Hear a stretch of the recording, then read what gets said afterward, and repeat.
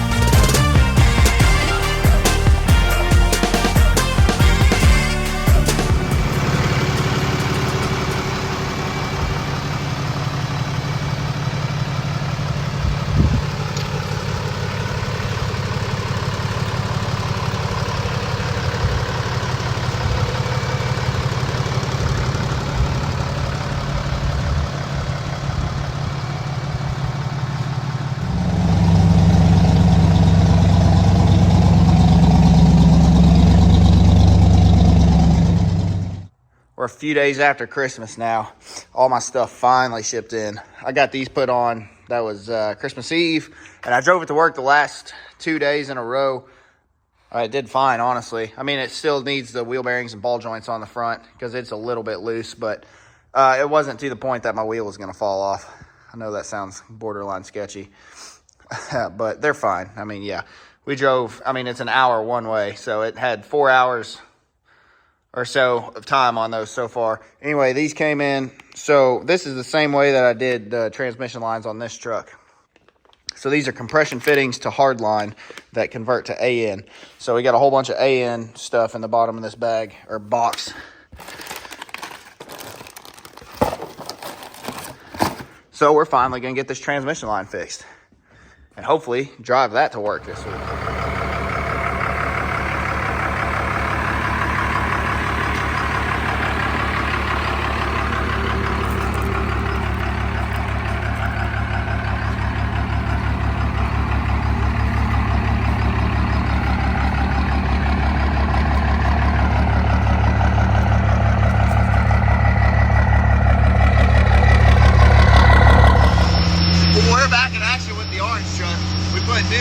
Half-inch AN hoses on her, and now we're cruising around, screwing around a little bit.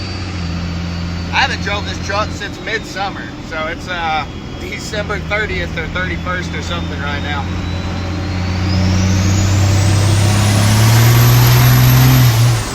She is a lot of fun. I forgot how much fun this truck was.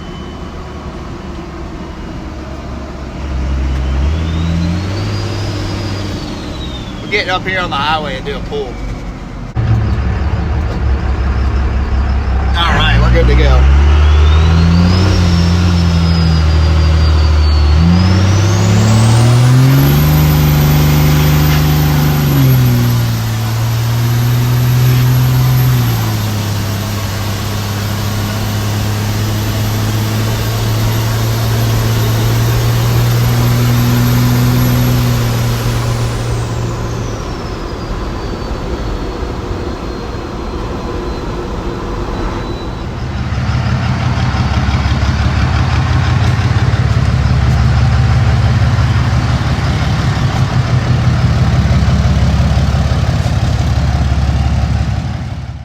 We're up before the chickens today, buddy. The ass crack of dawn, 4:03 in the morning. This is the night shift in me. So slept half the day away yesterday thanks to night shift the day before, and I thought I was going to be at work tonight, like right now. But somebody covered my forced overtime. So I slept like 3 or 4 hours, and now I'm like up and at 'em and ready to go do some ball joints. So we got a lot on the agenda today. ball joints, wheel bearings. I think I got to run some errands. I got to go to the bank, pick up some cash. There's a guy, they couldn't work out better, honestly. This guy's wanting to come to my house to sell me some dually spacers. So right now, the setup that's back here, I just got the 2-inch spacers that I had laying around back here, because this is a 2500 rear end. It is not quite wide enough. So I put 2-inch spacers on there, then the adapters, and then the tires, the wheels and tires. And it's just barely clearing the leaf springs back in there. I mean, I've drove this thing a bunch now, so everything's fine. But we're going to get spacers that are a hair bit wider, because the dually rear end's 3 inches wider. So, yeah, and somebody's probably asking, why don't I just get a dually rear end? Well, because this is about $1,000 cheaper. So, and there's nothing wrong with it, because this 3-inch spacer has a flange on it, so it's hub-centric on the axle, and then it's got the flange, so that way this adapter is still hub-centric on that. So it's all weight-bearing. There's absolutely no issue with this that I can see. So anyway, that's going to get done hopefully later today. Ball joints, wheel bearings, that'll finally get done. One more thing I wanted to add in this video here. So this dually spacer things that I'm getting, I only needed the rear, like I was saying, for, you know, making that proper. But it also comes with the front. So I don't need those. It wasn't my plan to make the front a dually. But anyway, if I get those adapters, the spacer things, then I can run a dually wheel on the front in the future if that's what I decide to do. But this is how I wanted it. I bought these two separate from those four. You know, these were over by Evansville, Indiana, and those were on the other side of Ohio. So I had to travel all over to get this set of wheels.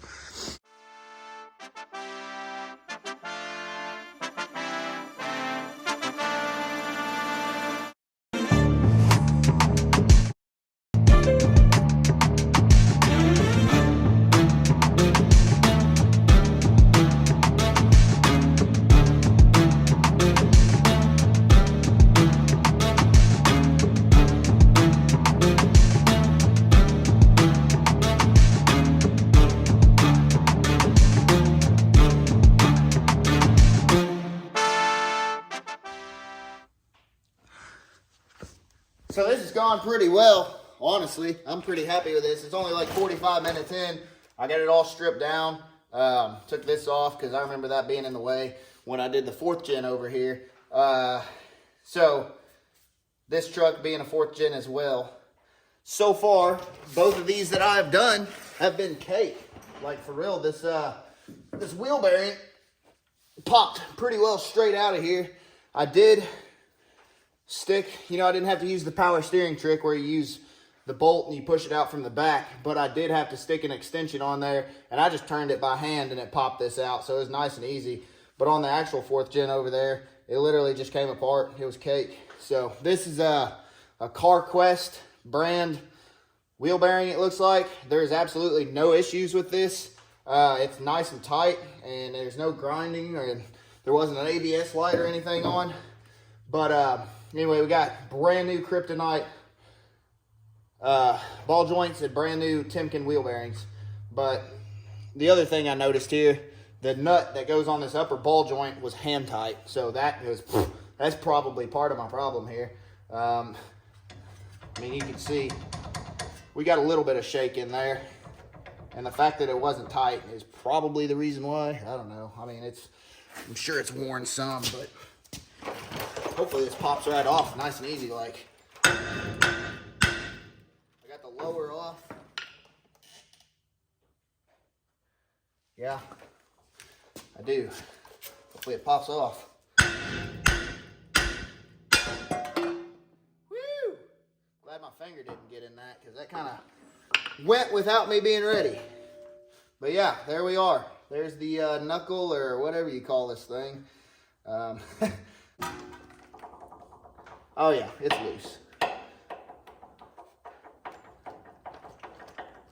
Certainly is loose. This one, not loose, but it's got wiggle. I remember doing that truck, like when you put the brand new stuff in, you can't even wiggle it because it's so tight. This one's in better shape than the ball joints when I did that other truck though. This tie rod end, it's got just a hair bit of jiggle to it, but it's not getting replaced this week because I don't have the parts. So, yeah, time for the fun part, pressing these out.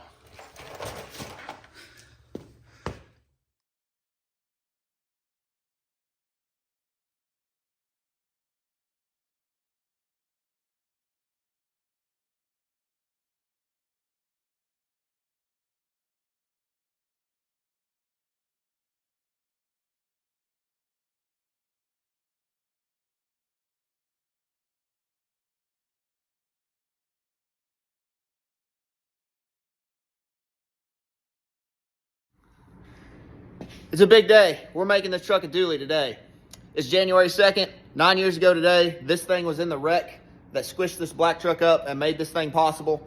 Sad day that was, but look at what we got now. So anyway, I made a video, the one that everyone's been asking for this whole time, the picture collage of how I made this cab. And it's got some gaps in it and it's kind of incomplete, and it took, 4 or 5 or 6 years or whatever to get all those pictures together. But I'll put the link up for that video and you guys can check that one out. But anyway, what we're about to do here today is figure out how to get these fenders mounted. What always popped in my head, and all the pictures I've seen on Facebook and groups where the guys do this, they just contour this fender to fit the fleet side. So the more I look at this, I don't think that's really a bad idea. I think what I'm gonna have to do is build some kind of inner fender so that way it doesn't collect dirt and shit, because I don't want this to rust out. So a couple other ideas I had here. I got some more taillights upstairs. I thought about scabbing some more taillights like this into those, but I don't know if that looks stupid or not, so we'll just mock that up before we actually do it. And then, just like a modern truck, we're gonna have the little red beacon light down here, the running light thing, and an amber one up front. And then on the inside, we'll have the rock lights shining down on the tires.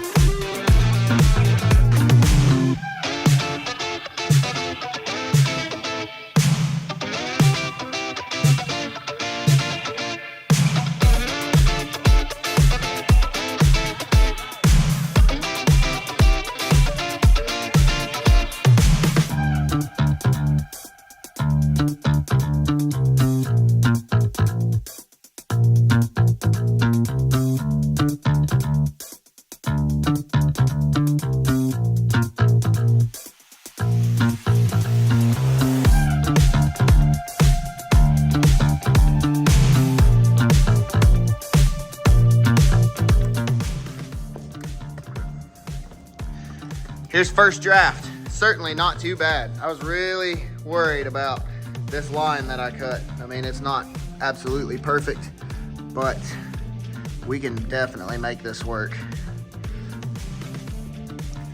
But I think honestly what I am gonna do, the back is closer than the front as far as contour. But if you look here, the front of the fender is like wider than the back. And it was like that before I cut it too. It's just something about how it's made. You can even see on that one, the front's taller, sitting sideways like that. So I'm gonna cut a hair more out of the front. You can kind of tell, like here in person, it looks like the axle is sideways under the truck because the fender is wider at the front than the back. Yeah, you can really tell there.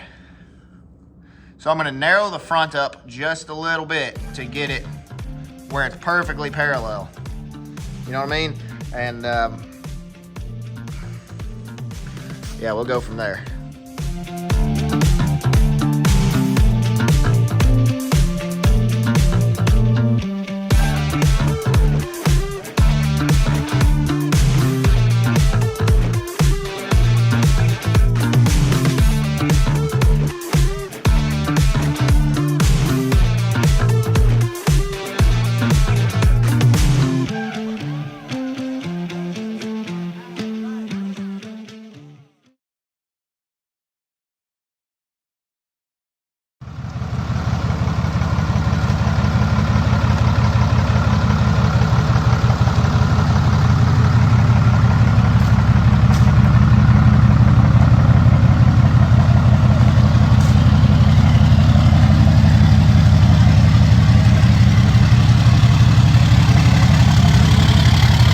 now we're ready to do this side.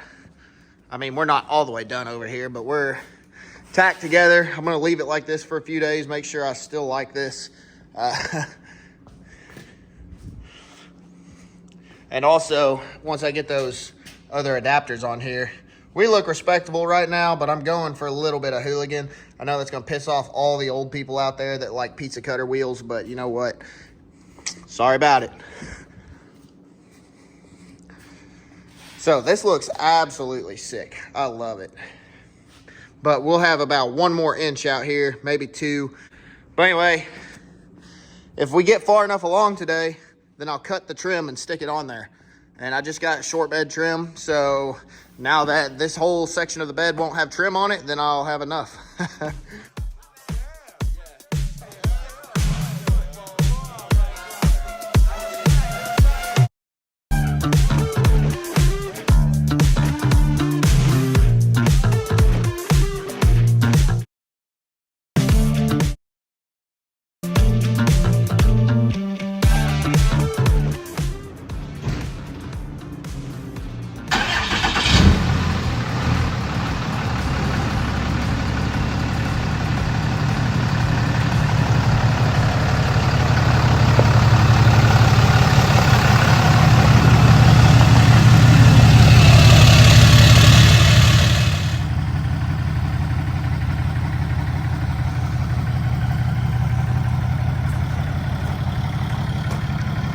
All right, so here, obviously fenders are on, and then you can see I put this trim on the side with some good old-fashioned tape because I'm out of snaps.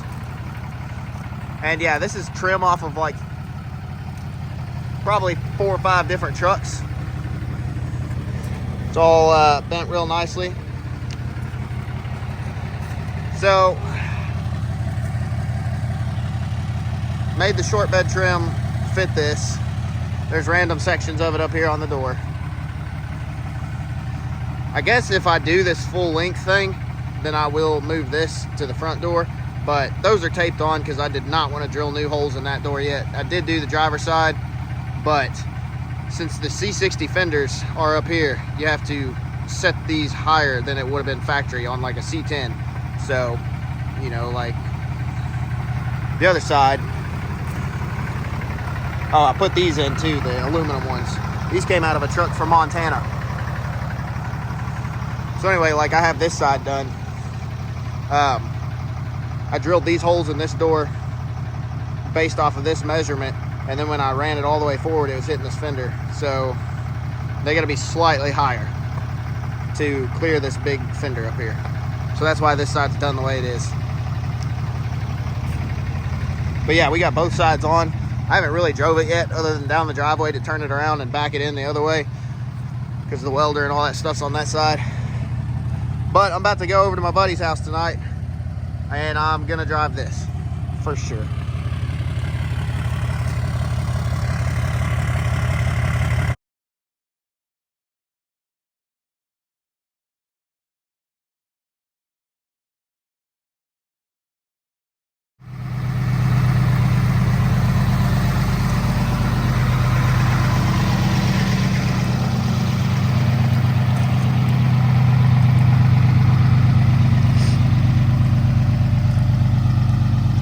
So you can see here what I have done. I'm trying to decide if I like that better.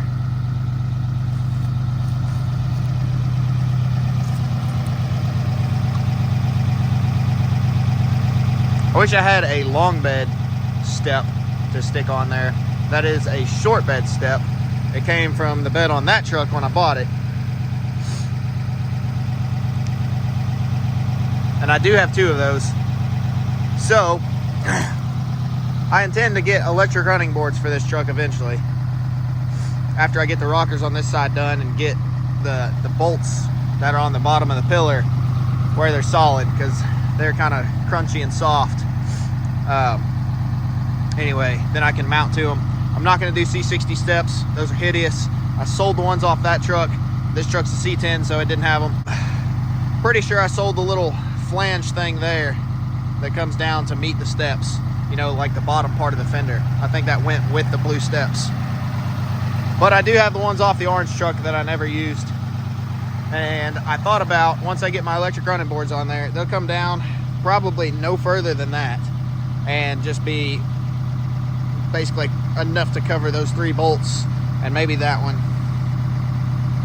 just, you know, only 2 inches thick on the bottom of the cab. And I thought about putting the little tail skirt thing of this fender there and giving it like a swoop to come back up. I think it's like the 7.3 and the 6.0 body style Power Stroke trucks that have like a little swoop right there, and I always thought that kind of looked cool.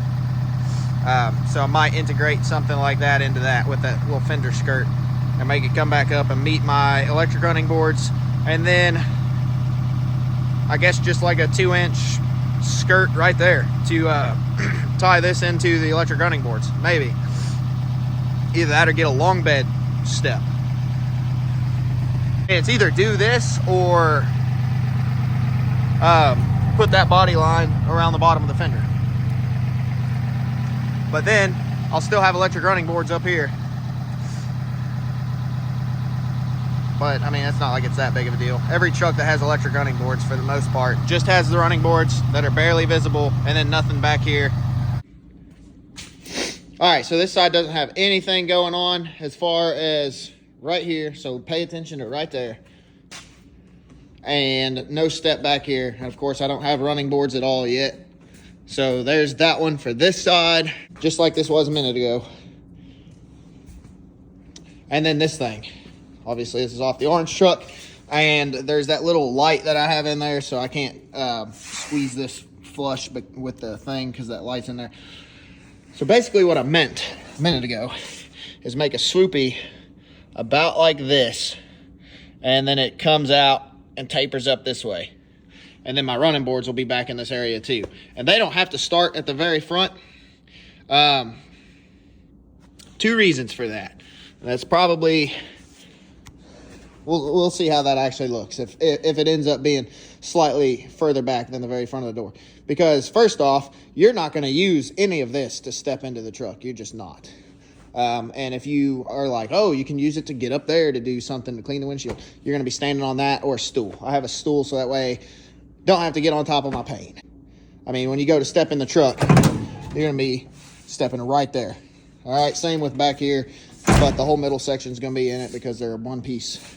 And then the other reason to move it slightly further back is to cover, you know, just this little area right there. It'll come back to that, and then there'll be a skirt right through there.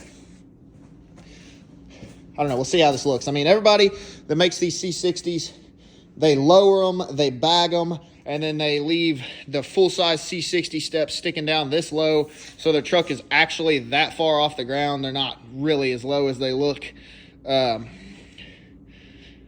But the C60 steps are big and bulky. They're meant for a truck that is like 8 or 9 foot tall. Well, probably 8 anyway. So I think a little swoop that just like slowly teardrops its way out to right in this area, I think that'll look pretty sweet, to be honest. I hate to cut those orange ones up because they're solid. This one's got a pretty good dent in it.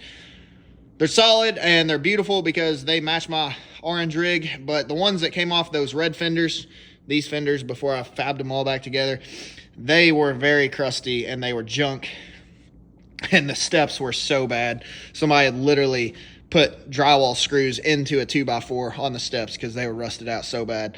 So that way you could actually step in the center of them without them falling through. So I guess I can use these and make a little swoopty, and then electric running boards, and then a little skirt to fill that in. I mean, I like these. I mean, I got to do something to integrate those in. The only thing I do not like about this is it kind of covers up my traction bars. So like when you're standing up here, or, you know.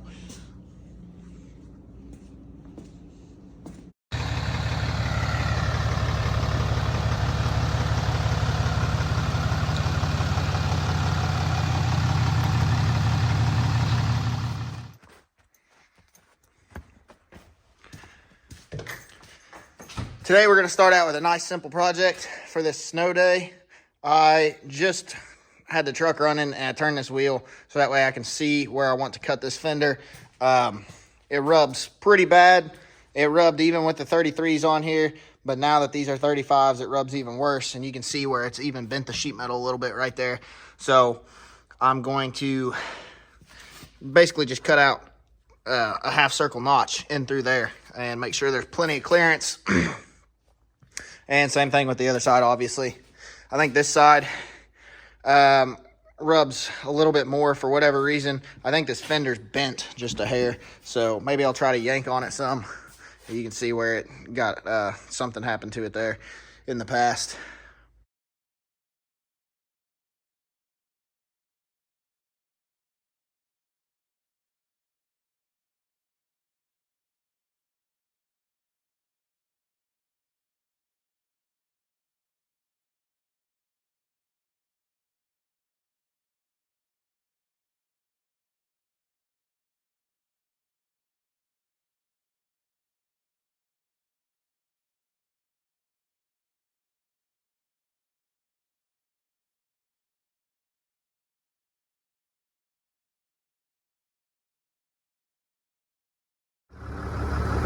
Well, I think that's about all I got for you guys this week.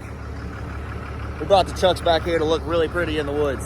So anyway, I would have liked to get more done, but we got ball joints and wheel bearings done. The new wheels are on, and I got the fenders, you know, put on, first draft type. Still haven't decided if I'm gonna do that step or, you know, just like integrate the body line in at the bottom. But fix the transmission line on the orange truck. So next time you guys tune in to see the updates on these two, it's gonna be sheet metal week on this old girl. We're gonna do something with the fenders, the rear fenders, and there's some spots I need to patch on the doors, and I might even get to do the rockers on the driver's side finally, because it's been over a year ago since I started since I did the passenger side, and I still haven't done this side. So one more thing, I think that little rippity-doo that I did in the snow the other day in old orange, I think we can top that. So we're gonna see what we can do here.